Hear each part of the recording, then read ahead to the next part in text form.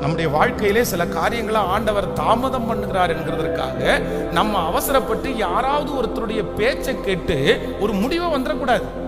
ஆண்டவர் ஏன் தாமதம் பண்றாருன்னு கர்த்தருக்கு மட்டும்தான் தெரியும்.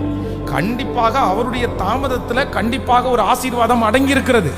அவருடைய தாமதத்துல ஒரு வெற்றி உண்டு. அவர் தாமதம் பண்ணினாலும் உங்களுக்கு நேர்த்தியாய் பெஸ்டாய் அவர் சொன்னதை செய்யும் அளவும் உங்களை கர்த்தர் கைவிடுவதே இல்லை. ஆனா கர்த்தர் தாமதம் பண்ற நேரத்துல தான் நிறைய பேர் குறுக்கால வந்து சில ஆலோசனை கொடுப்பார்கள். சில காரியத்தை ஆண்டவர் தரலன்னா அதை ஏத்துக்கிறது தான் ஆண்டவருடைய பிள்ளைகளுக்கு ஆசீர்வாதம். ஆண்டவர் தாமதம் பண்ணுகிற இல்லைன்னா ஆண்டவர் கொடுக்கவே வேண்டான்னு நினைக்கிற ஒன்றுக்காக நீங்க ரொம்ப பிரயாசம் எடுத்து அதை பெற்றுக்கொண்டீங்கன்னா கூட கடைசியில உங்களுக்கு அது எப்படிதான் முடியும் அப்படின்னு சொன்னா உங்களுக்கு வருத்தமாய் தான் அது முடியும். அதனால ஆண்டவர் கொடுக்காத ஒன்றை நம்ம ஏற்றுக்கொள்ளக்கூடிய ஒரு மனப்பக்குவத்தை கர்த்தரிடத்தில் கேட்பதுதான் நமக்கு உத்தமமானது.